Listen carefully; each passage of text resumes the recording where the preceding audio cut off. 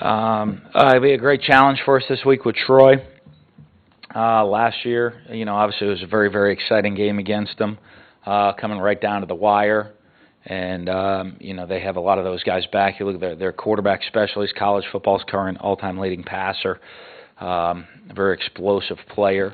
They've always been able to put up points, and they put up points in a hurry. And it'll cause a great challenge to us that way, play really hard on defense. And I think having the fact that we played them last year, they're going to have, they have confidence. Kind of the teams are going to know each other, and they're going to have confidence to be able to play with us. And our guys know the type of challenge that we're going to be in for in a game of this magnitude. So should be fun. It should be hopefully get another sellout crowd and great home field advantage for us. And I know last year we went there and they did a great job, had the home field advantage, and handed out all those different noisemaker sticks and all that stuff that they had out in the stadium, and created a great atmosphere. And I'm sure our fans are hopefully going to give us that home field advantage and make it difficult on them this week. If you would, please raise your hand. We'll get you a mic. Coach, you talked about this team being so young and obviously not many seniors on this team. In your experience, do you think with a young team like that, is it easier for them to bounce back from a loss like you had, or is it easier for a veteran team? I'm not sure. I think in every situation it's going to be different with just the personalities of the guys. And anytime you have a tough loss, you're looking at a play, and the reality when we go break things down to me, and I guess unfortunately my reality is it's never as good and it's never really as bad. If we made one play in that game, I guess we have all the answers. We're jumping up and down, patting ourselves on the back, and then you go back and you break down the film, evaluate what you did well, what you did wrong, what you have to improve. That joy doesn't last real long, and you're trying to fix all the problems. And when you lose, you have no answers and everything's terrible, and you go watch the film, and the next day really it's the same thing. What do we have to fix? What do we have to correct? That one play obviously emotionally makes you feel a lot different, but the reality in us in our daily work and improving in the team and become the best team that we can be is not as great a swing. But obviously emotionally for the team, we're going to see how they come out and react to practice today. With our guys, we got to get back to work. Hopefully they come out with a little chip on their shoulder. To be successful, you have to come out. You have to respond to that type of loss with the desire, that desperate desire to get back out there on the field and get back to work and work harder at things, to kind of put that behind you and get going. And that's the type of attitude we need to have today at practice. Could you talk about Joe Morrow's progression? It seemed like the pressure was really on him in the off season, and first couple of games he's looked coming really along good. nicely. He's still got some work to do. But I think he is. I've seen big strides from him from week 1 to week 2, and then week 2 to week 3, but still has a long way to go to become a go-to wide receiver for us. But the great thing is you're seeing him make those improvements, not just to practice, but you're seeing those improvements on game day. A lot of guys, it's much easier to make improvements on practice when you're in a much more controlled environment. But you're seeing him transition that into games as well, which is a positive step. Dan, when Dak's in the game and he's running the football, you said it on Saturday yourself, that do you find yourself having to maybe be more conscientious of getting the ball to your running backs and making sure you're getting them touches, because you are getting rushing yards and you are moving the chains, but Perkins doesn't get enough touches, and those guys, and your quarterback's taking a beating. That's the worst thing, we might have to go high tempo so we run more plays, because everybody wants the ball, and there's only so many plays. But it is something you look at. I think, in some of those plays, a lot of those plays are option plays. And a lot of times the defense is dictating who's getting the ball. I can only look at how they dictated and whether we made the right reads, which in the run game, I think most of the time we did miss one or two. But I think we made most of the right reads in the run game. And, I don't know if their plan was thinking, okay, hey, if Tyler Russell's playing, let's make sure he's the one carrying the ball in their defense of the option, and, to maybe get a hit on him or knock him back out of the game or one of those deals. I don't know that game plan-wise, so it is. But it's always something that you want to look at that, we want to make sure playmakers touch the ball, and I think, you've seen Jamion Lewis has gotten the ball a bunch and been able to do some things with it. Holloway's a dynamic open field player. Perkins is the guy probably we need to get the ball to a little bit more, but, he didn't practice a whole lot last week coming back from that injury. Hopefully he's, I think, on the report, he's full go for today, so, you're going to feel a lot more comfortable having him part of the game plan. Dan, when you look at the Auburn's passing yards, I think 330 or whatever. Yeah. How much was that maybe dedicated to allowing them to pass since they're such a great run team, and how much it was maybe poor defense? Well, I think there's a little bit of a variety in there with different things. I think we did a great job. One of our goals going into the game was not let them run the ball, and we accomplished that goal. Unfortunately, the flip side to it, and a lot of it came, I think we had 18 missed tackles, which netted about 130 yards of offense for them. And most of that was in the passing game, on quick screens. Not, and even the passing game, and give them credit, they made some nice throws and some nice down-the-field plays on us. And I know, 80, some of them came when our corner fell down on 3rd down and 12 and he went the wrong way in the coverage and then fell down on top of it. So if you take that 85 yards out of their passing game, then you take the 120 missed tackles out of their passing game, I think the perception is we didn't play great defense. At times I thought we played very, very good defense. And, a lot of those yards came, I think a lot of the passing yards came off those quick screens and us missing some tackles. I think that was within our plan. That was the most disappointing thing. I think we executed the stop the run. I think we created some 3-and-outs, got off the field on defense. I never thought tempo became a huge factor at any point during the game. But our open field tackling, when they have some great athletes, we knew, they're going to spread you out all over the place and try to create one-on-one in the open field. And I thought that's where we lacked defensively this week. Touched on it a little bit, but after Auburn's first 2 possessions, it seemed that y'all made really good changes defensively and really stopped them. Just talk about that. Yeah, they came out and, and I think that's getting used to the speed of the game when you're going to play, a team that and the talent they have. And we, again, they spread us out, hit us with some quick screens, and we missed some tackles. And, I think in part of that middle part of the game, we were really stopping the run game pretty well. And that, when you can stop the run, against a team like Auburn that wants to run the football, you break their momentum and their flow. And I think we were able to do that in the middle part of the game. And, early in the game, they hit some of those screens, got some first downs. And, but, their first drive, I think we bent a little bit, didn't break, gave up the field goal. The second drive of the game, it was 3rd and forever. Should have been a 3-and-out for the defense we had called, and or an interception. If we had a cover 3 look, guys, in the deep 3rd, and the guy went the wrong way, fell down, and wasn't there. So that was and after that, I think we really kind of settled in and did a nice job and played a lot of bend but don't break defense there until the final drive. When you look at Auburn, you said going in, they want to do a lot of bubbles, screens and such. You look at Troy this week, and they have 5 plays more than 50 yards in the passing game. How does your preparation kind of switch between the two? Yeah, there's a lot of similarities, but Troy goes about it a little bit different way. With their quarterback is really, they're going to throw the ball. I think Auburn. Again, I don't know Gus's game plan for that game, but I'm sure coming in he would have liked to run the football maybe a little bit more than they did and throw it a little bit less than they did. But a lot of their screens are part of run reads. They're calling run plays and throwing screens off the run because we weren't letting them run the ball.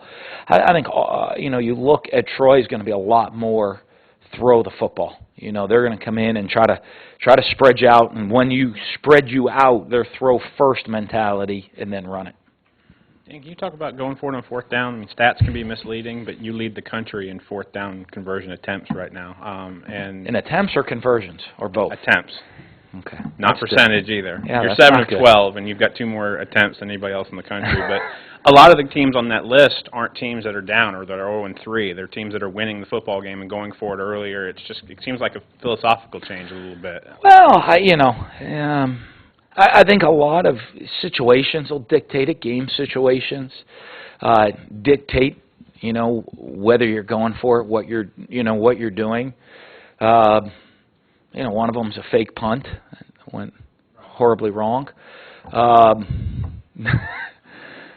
And that's only 11 now on offense that we tried, so we're 7 of 11 with the offensive guys on the field. Even though I call the fake punt too, I guess. So.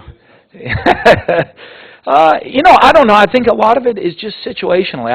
I want us with a young team. We want to have an aggressive mindset, and when you have a young team, as a coach, you're kind of the leader. I love when leadership comes from within the team and we guide. But when you have a young team, sometimes we have to set that tempo. We have to set that pace as leaders, as coach.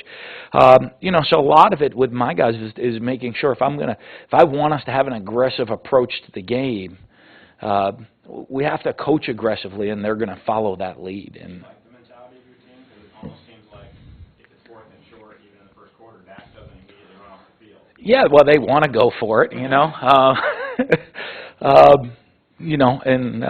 But I do like that. I like.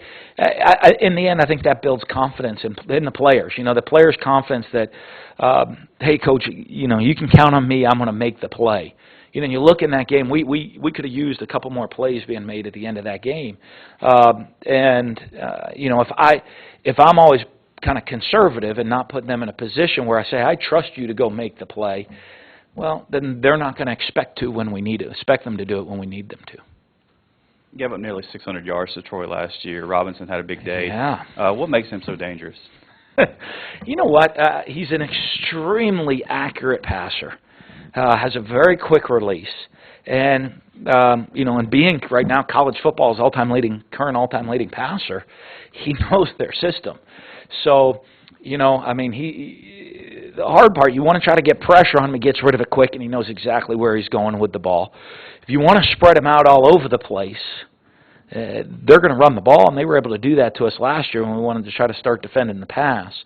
And he makes very, very good decisions in that way between run and pass. And, and then they have good athletes once he puts the ball in their hands to go make things happen after the catch. So they have a good system. They know what they're doing in their system, and they have players that really fit their system well. And that makes them very, very dangerous. And, I guess if there's a positive light on giving up however many yards we did last year, which was an enormous amount, is our guys coming into the game, hopefully, even though when you look at our team, I bet there's very few guys that are on a roster that probably, that are going to play significant reps. A lot of guys didn't play in that game, but at least they know what to expect from that type of team coming in, being able to see that game from last year. Do you have an update on Tyler since Saturday's check with the doctor? No, he's really the same. We got to see. He'll practice. He'll practice again today.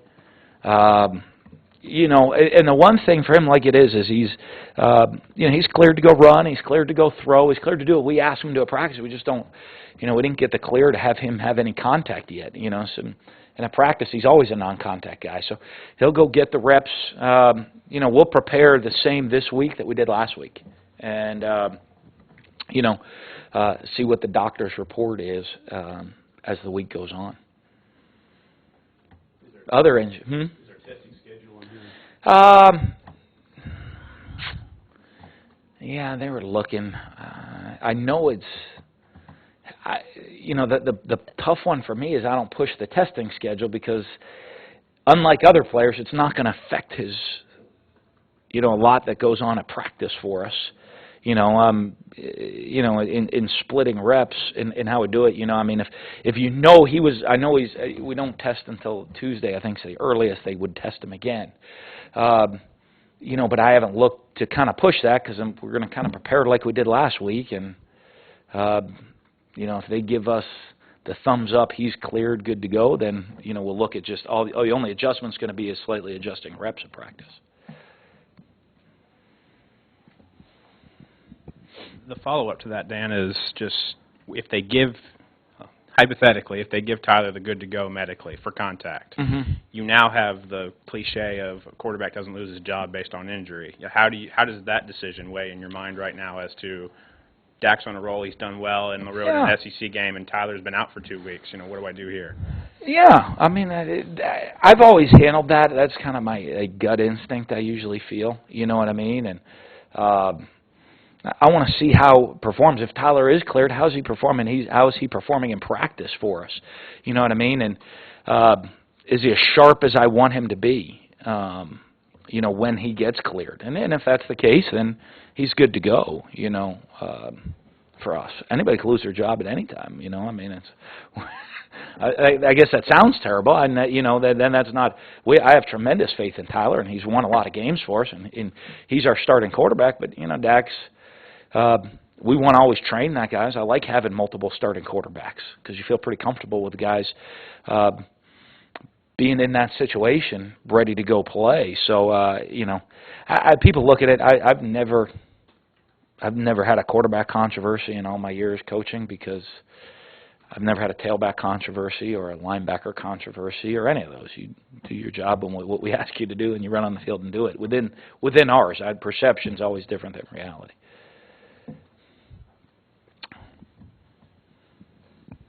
Coach, what's your mindset going into Saturday, Troy? Chance to come back home, chance to step outside the SEC again? Well, you're at home. I mean, I've always talked. It's very critical for us to win at home. That's a standard you have to set. No matter who you're playing, you got to win your home games. You could see how difficult it is to play on the road in the SEC. I mean, you look at the margin of error in last week's game. I mean, you're talking about one play in. You a total number about 170. One play could have swung the result of that game either way. And, obviously having home field advantage, I think always helps you potentially swing that one play. And that's important to have that and, to grasp on that and the momentum of the crowd, the energy the crowd gives you, the excitement, the comfort of being at home. Those things are huge. So it's always good to come back home and, especially you're going to play a team that has the experience that Troy has and the offensive firepower they do. It's always more comfortable to be at home, and hopefully our crowd makes things uncomfortable for them. One more question. Dan, when you talk about the team still trying to establish its identity and how they're going to rebound and all this stuff that's still kind of up in the air with the new guys, an experienced team, I should say, how important is it that they're home for a good stretch now? I think 40, 49 days or something like that. That they're now they're being home. They're going to be home in their own dorms or whatever. How much is that helpful going forward for such an inexperienced team? I hope it's very, very helpful. I think for our guys, I think the team's starting to develop their personality right now. I think this is a good test for them this week in developing it. But I like our guys. I liked. Hard to say. Like's not the right word there. I was fine. I was okay. I was satisfied. Satisfied's not good. The attitude in the locker room after the game. I was extremely upset after the game. Our players were extremely upset after the game. And I think that's a good thing. Yeah, I mean, you could take some things out of quote here and quote it how you want, and it could sound terrible with this. But I like their look for what happened. Obviously, for being as disappointed as we were with what happened, I liked the look and the emotion and the feeling that the guys had. That's the response I wanted from them if we were put in that situation. There we go. Okay, not wanting to be in the situation we were in on Saturday. Being in that situation, I liked how the guys responded. You look in our guys. Our guys, there were a lot of guys that were devastated. They wanted to win that game. And not that we don't always want to win, but you could see there were some guys that were hurt that we didn't win. And sometimes I think you can look after a game. I think a lot of guys will point fingers or say, hey, I didn't get that many reps, or, man, if I had gotten the ball more, we would have won, or, coach would have played me more on defense, I would have made that tackle. You didn't see that. I think you saw a team of guys that as a whole, everybody felt great disappointment. Everybody felt that, man, I could have done something more to help this team win. And, again, I want to see how we respond today, because today's even going to be more critical.